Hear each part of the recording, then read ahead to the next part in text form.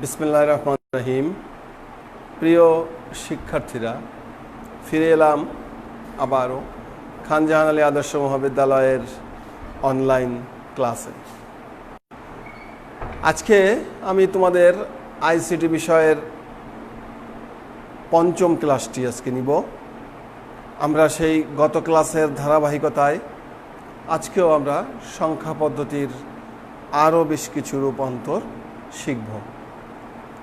গতদিনে আমরা শিখেছিলাম বাইনারি থেকে কিভাবে দশমিকে ফিরে আসতে হবে।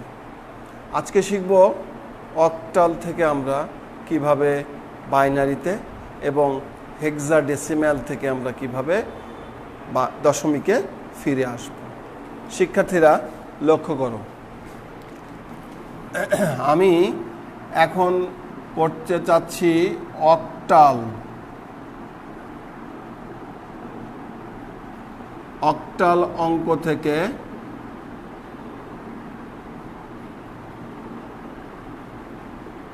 দশমিক, এই সংখ্যা পদ্ধতিতে আমি তোমাদেরকে রূপান্তর দেখাতে চাচ্ছি।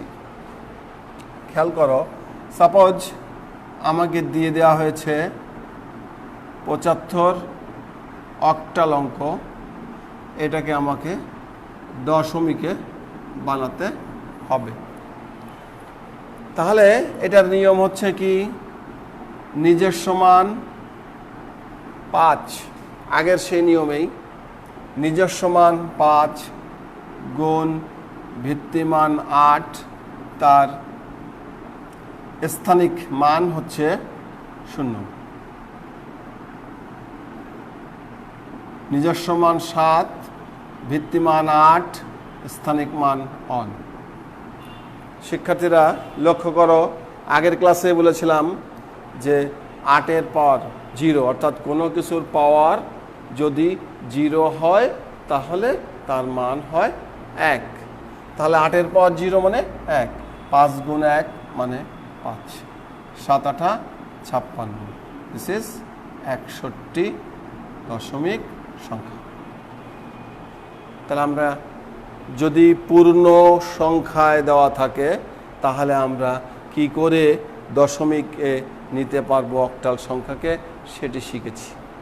এখন যদি আমাকে বলা হয় 35.24, এইটি একটি অক্টাল অঙ্ক, এই অক্টাল অঙ্কটিকে আমি দশমিকে রূপান্তর করতে চাই। তাহলে এখানে দেখো শিক্ষার্থীরা, আমরা শিখেছিলাম এটি কিন্তু একটি পূর্ণ সংখ্যা, বাট এটি কিন্তু পূর্ণ সংখ্যাও আছে, দশমিক সংখ্যাও বা ভগ্নাংশ আছে। তাহলে এই ক্ষেত্রে একই নিয়ম আমরা শিখেছিলাম যে দশমিকের আগেরগুলো হচ্ছে পজিটিভ নাম্বার, দশমিকের পরেরগুলো হচ্ছে নেগেটিভ নাম্বার। অর্থাৎ দশমিকের আগে যদি আমরা শুরু করি তাহলে এটা 0 1 2 3 এইভাবে তার স্থানিক মানগুলো নির্ধারিত হবে। আর এটার ক্ষেত্রে কি হবে, এটার ক্ষেত্রে -1 -2 এইভাবে নির্ধারিত হবে। তাহলে এটা আমরা একটু করি দেখি। নিজের সমান 4 গুণ, এটার ভিত্তি মান হচ্ছে 8 আর এটার স্থানিক মান হচ্ছে -2। এটার হচ্ছে 2 গুণ 8-এর পাওয়ার -1, 5 গুণ 8-এর পাওয়ার 0, 3 গুণ 8-এর পাওয়ার 1। শিক্ষার্থীরা, আর আগের দিনও আমি শিখিয়েছিলাম কোনো কিছুর পাওয়ার যদি মাইনাস থাকে তাহলে সেক্ষেত্রে আমি আগে এই মাইনাসটি নাই এটা ধরে কাজ করব। তাহলে না থাকলে কি হয়, 8-এর পাওয়ার 2 মানে কিন্তু 16 নয়, 8-এর পাওয়ার 2 মানে কিন্তু 64। তাহলে মাইনাস আছে বলে 1/64 গুণ 4, তার মানে এটা আসবে 4/64। তাহলে এটা আসবে 1/8, দ্যাট মিন্স 2/8। এটা 0 মানে এটা 5, এটা হচ্ছে 3 8 24। তাহলে এটাকে আমি সহজ করে নিয়ে আসতে পারি। 1/16, 1/4, আর এটা হচ্ছে 25 আর 4, মনে করো এটা 5 আর এটা হলো 25, তার মানে 29 প্লাস 1/16 প্লাস 1/4। এখন এটা লসাগু করে এটার সঙ্গে যদি আমরা যোগ করে দিতে পারি তাহলে আমাদের এই অক্টাল অঙ্কটাকে আমরা দশমিক অঙ্কে নিয়ে যেতে পারব। তাহলে শিক্ষার্থীরা আমরা অক্টাল অঙ্ক থেকে কিভাবে দশমিক অঙ্কে রূপান্তর করতে হয় এই বিষয়টা শিখলাম। এবার আমরা শিখতে চাই হেক্সাডেসিমাল থেকে কি করে আমরা দশমিকে যাব।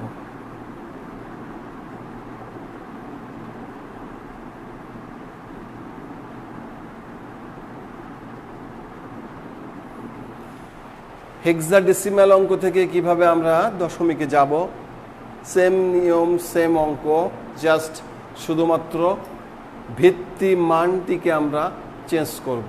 তাহলে দেখো হেক্সাডেসিমাল অঙ্কটার মধ্যে আমি একটু এরকম কিছু সাজিয়ে দিই।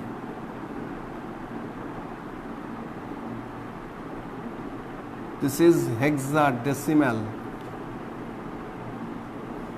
এই সংখ্যাটিকে আমি দশমিক সংখ্যায় রূপান্তর করতে চাই। তাহলে আমাদেরকে দেখো আমরা এই যে বি বা এ এই যে সংখ্যাগুলো দিয়েছি, এই যে মানগুলো সি বা ডি, এইগুলোর কিন্তু একটা নির্দিষ্ট মান হেক্সাডেসিমালে আছে, যেটা আমরা প্রথম দিনই শিখেছিলাম যে এর মান হচ্ছে 10, বি 11, সি 12, ডি 14, ই হচ্ছে 14, এফ হচ্ছে 15, অর্থাৎ A B C D E F এই যে 6টি অঙ্ক আছে এই 6টি অঙ্কের মান আমরা শিখেছি। তাহলে দেখো এইখান থেকে আমরা ডি এর মানটা নিয়ে নিই। এখানে কিন্তু সরাসরি এখানে ডি লিখবো না, ডি এর যে দশমিক মান আছে সেই মানটিকে আমরা নিয়ে নিব। সেই মানটি আসছে হচ্ছে এ বি সি ডি, মানে 10, 11, 12, 13, অর্থাৎ ডি হচ্ছে তোমার 13 গুণ হেক্সাডেসিমালের ভিত্তি হলো 16, দিস ইজ -2। সি মানে হচ্ছে তাহলে 12 গুণ 16 পাওয়ার -1, বি হচ্ছে 11 গুণ 16 পাওয়ার 0, 3 ইন্টু 16 পাওয়ার 1, 5 ইন্টু 16 পাওয়ার 2, এ হচ্ছে 10 গুণ 16 পাওয়ার 3। তাহলে আমরা শিক্ষার্থীরা নিশ্চয়ই বুঝতে পেরেছি যে কিভাবে একই ধরনের অঙ্ক, অর্থাৎ বাইনারি থেকে দশমিক, অক্টাল থেকে দশমিক, হেক্সাডেসিমাল থেকে দশমিকে যাওয়া যাবে। সবগুলোরই নিয়ম এক, শুধু এখানে ভিত্তিটা চেঞ্জ করে দিয়েছিলাম। অক্টাল থাকলে আমরা দিয়েছিলাম 8, হেক্সা থাকলে আমরা দিয়েছি 16, বাইনারি থাকলে আমরা দিয়েছি 2। যা হোক, এখন আমরা আগের মতো করেই সবগুলো বসাতে পারবো। এখানে 16 পাওয়ার 2 ধরে নিব আগে, মানে 256, মাইনাস আছে বলে 1/256, তার মানে 13/256, 1-এর 16 মানে 12/16, কোনো কিছুর পাওয়ার 0 মানে 1 ইন্টু 11 মানে 11, 3 16 48, 16 গুণ 16 256 গুণ 5, এটাকে গুণ করলে যা হবে, আর এইটাকে 256 গুণ 16 করলে যেটা হবে সেইটা গুণ 10, এটা বসায় যোগ করে দিব আগের মতো। তাহলে শিক্ষার্থীরা একটা জিনিস আমরা এখান থেকে শিখতে পেরেছি, সেটি হলো হেক্সাডেসিমাল অঙ্ক থেকে আমরা কি করে দশমিক অঙ্কে রূপান্তরিত করব। শিক্ষার্থীবৃন্দ লক্ষ্য করো, আমরা তাহলে 2টা নিয়ম শিখে ফেলেছি।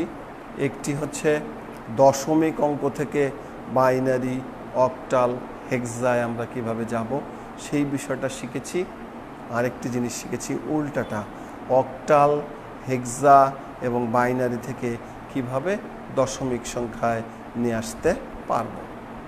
এইগুলি তোমরা তোমাদের মাহবুবুর রহমান স্যারের বই, মুজিবুর রহমান স্যারের বইয়ে অনেক সুন্দর করে দেওয়া আছে উদাহরণ হিসেবে। এই উদাহরণগুলো প্র্যাকটিস যদি করো তাহলে এই বিষয় নিয়ে আর কোনো সমস্যা থাকবে না। এবার আমরা মধ্যবর্তী কিছু নিয়ম শিখতে চাই। যেমন আমাদেরকে যদি বলা হয় যে বাইনারি অঙ্ক থেকে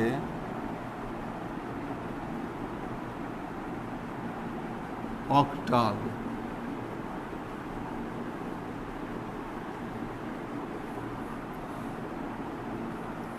বাইনারি অঙ্ক থেকে অক্টাল অঙ্কে রূপান্তরিত করো।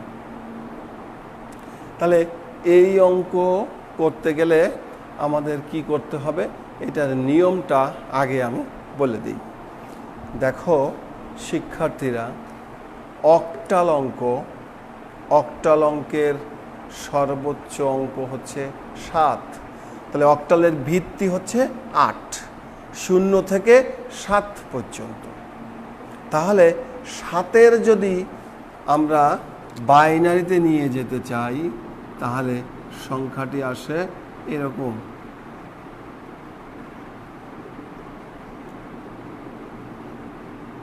এটা তাহলে এখানে আমাদের 3টে 1, অর্থাৎ 3টি বিট আমার এখানে ব্যবহৃত হয়েছে।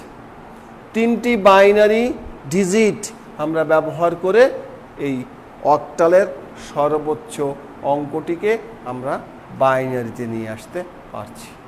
এই কারণে শিক্ষার্থীরা সবসময় আমাদেরকে মনে রাখতে হবে যে অক্টাল হচ্ছে 3টে বিট নিয়ে তৈরি একটি কোড। 3 বিট বিশিষ্ট কোড বলা হয় এই অক্টালটিকে। ঠিক আছে, তাহলে অক্টালটিকে আমরা 3 বিট বিশিষ্ট কোড বলবো, কারণ আমরা শিখে নিয়েছি যে এটি হচ্ছে 3টে বিট নিয়ে অঙ্ক করা হয়। শিক্ষার্থীরা, আমি প্রথম দিন একটা জিনিস বলেছিলাম যে কম্পিউটারে শুধুমাত্র বাইনারি অঙ্ক ব্যবহার করা হয় না, সাথে সাথে অক্টাল এবং হেক্সাডেসিমাল সংখ্যাও প্রয়োজনীয়তা আছে।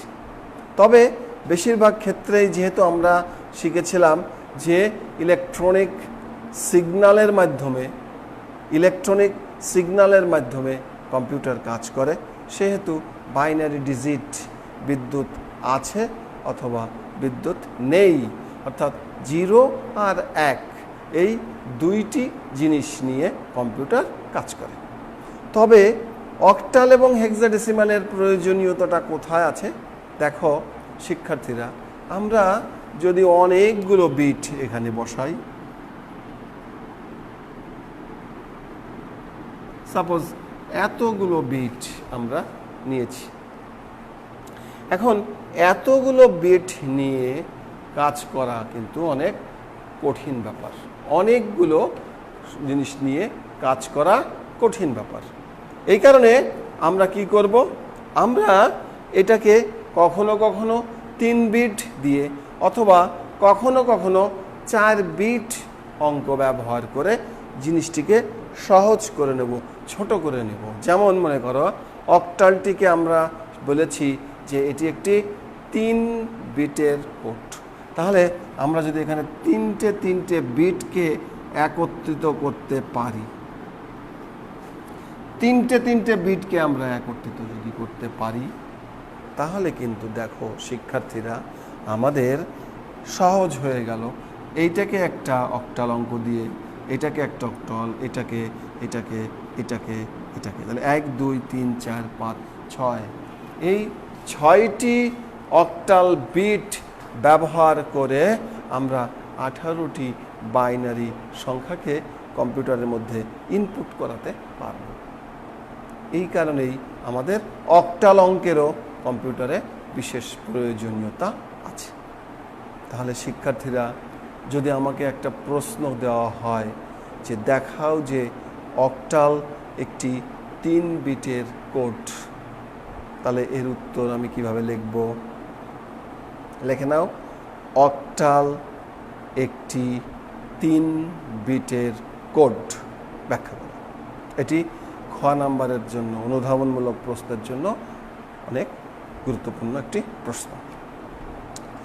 এর উত্তরে আমরা বলি শিক্ষার্থীরা একটু খাতা কলমে শর্ট আকারে লিখে নাও যে এটি কিভাবে আসছে বা কিভাবে আমরা বলবো। দেখো, 3টি বাইনারি বিটকে একটি গুচ্ছ আকারে অথবা একটি সংঘবদ্ধ আকারে নিয়ে সেটিকে যদি একটি অক্টাল সংখ্যা দিয়ে রূপান্তর আমরা করি বা সেটিকে যদি একটা অক্টাল সংখ্যা দিয়ে চিহ্নিত করি, তাহলে সেটি হবে আমাদের অক্টাল কোডে পরিণত হবে।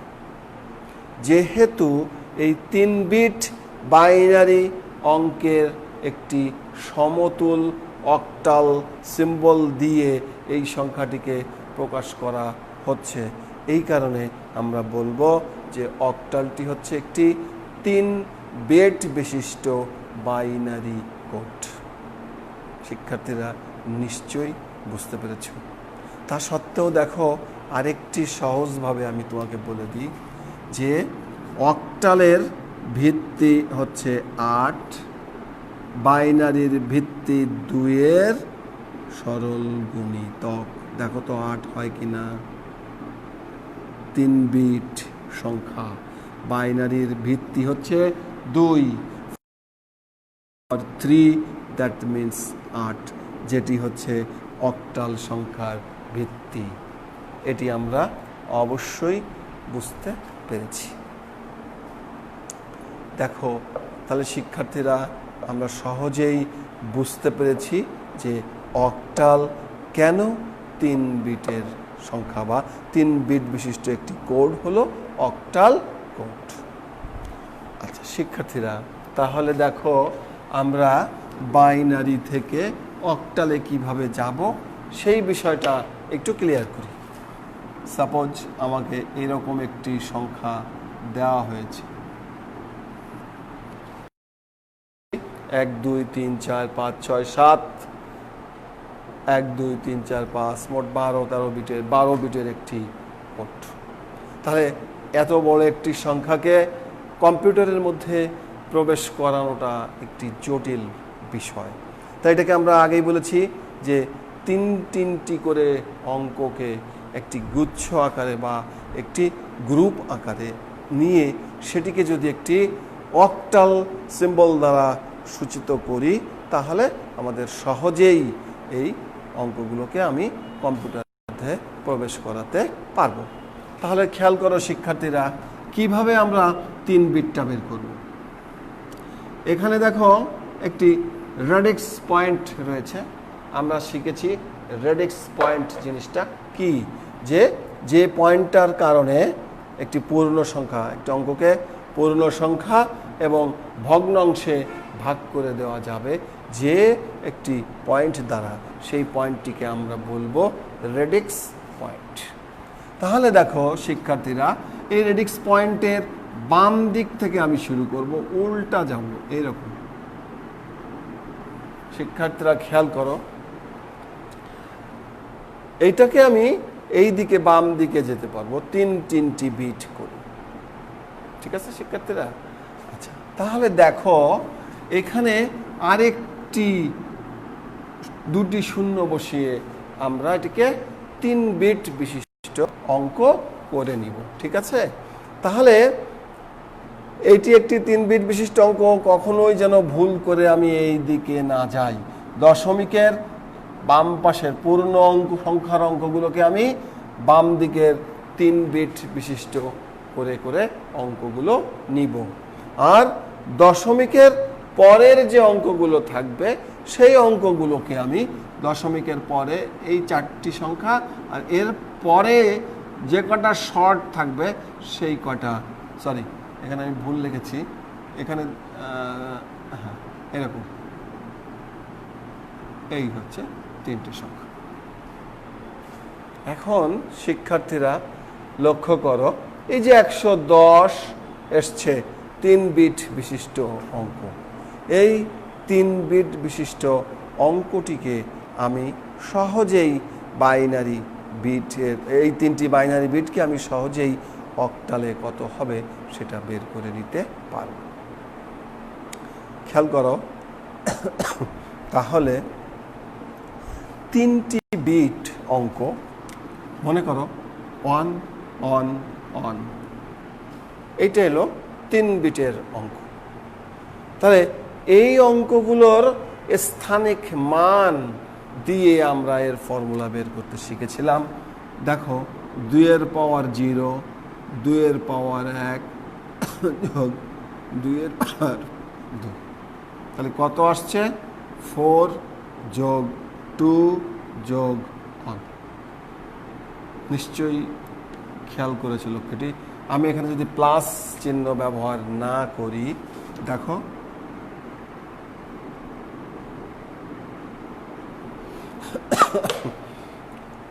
1 1 1, এই অঙ্কটার ভিত্তি মান হচ্ছে 2, তার স্থানিক মান হচ্ছে 0। নিয়ম অনুযায়ী শিক্ষার্থীরা আগের অঙ্কগুলো খেয়াল করো, যে বাইনারি থেকে যদি আমি দশমিকে যেতে চাই তাহলে সেক্ষেত্রে কি করেছিলাম? ভিত্তিমান এটা, এটার ভিত্তিমান এটা, তার স্থানিক মান এটা, ভিত্তিমান এটা, স্থানিক মান এটা।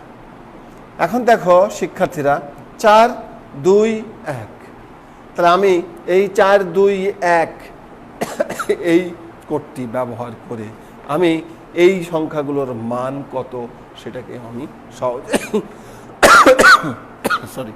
সহজেই বের করতে পারব। দেখো, যদি এর মাঝখানে আমি যোগ চিহ্ন দেই, 4 আর 2 6 আর 1 7, তাহলে 7 সর্বোচ্চ অঙ্ককার অক্টালের। তাহলে অক্টালটা 3 বিটের, এই একটা বিট, এই একটা বিট এবং এই একটা বিট, এই 3 বিটটাকে যদি আমি যোগ করি তাহলে আমার 7 পেয়ে যাই, সর্বোচ্চ অঙ্কটি পেয়ে যাই। আবার সর্বোচ্চ অঙ্ক যে দশমিক বা অক্টালে থাকবে সেটাকে যদি আমি উল্টায় নিয়ে আসতে চাই তাহলে আমাকে 4 2 1, তখন এই প্লাস না দিলেও আমার এই অনুসারে বিট আকারে দেখাবো। তাহলে শিক্ষার্থীরা, আমরা সহজেই এই 4 2 1 এই সংখ্যাগুলো দিয়ে কি করে এই যে বাইনারি অঙ্কগুলো আছে, এই বাইনারি অঙ্কগুলোকে আমি সহজেই অক্টালে নিয়ে আসতে পারি। আবারও খেয়াল করো শিক্ষার্থীরা, এটা কিভাবে আসছে। এটা মনে করো, অক্টালের টোটাল বেজ হচ্ছে 8, সর্বোচ্চ সংখ্যা হচ্ছে 7, 7 মানে হচ্ছে 3 বিটের অঙ্ক। তাই 3টে বিট আমরা বলেছি, প্রত্যেকটা বিটেরই স্থানিক মান আছে। এই বিটের স্থানিক মান হচ্ছে 0 একক দশক, দেখো আছে 0 হলে 1, 1 হলে এখানে 2 এর পাওয়ার 2 চলে আসে, 2 এর পাওয়ার 2 মানে 4, অর্থাৎ 4 2 1। এবার এই 4টা যোগ করো, 3টাকে, 4 আর 2 6 আর 1 7, তাহলে 7 মানে কিন্তু 111। এইভাবেই আমাদের এই কোডটি চলে এসছে। তাহলে আমরা এই মানটা এখন বলো, এই নিয়ম অনুসারে বের করলে কত দাঁড়ায়? 110 110। এইভাবে করতে গেলে আমাকে কি করতে হবে? যেটি 0 আছে, 0-র জন্য এই মানটাকে আমরা ওভারলুক করব, এই মানটাকে ধরবো না।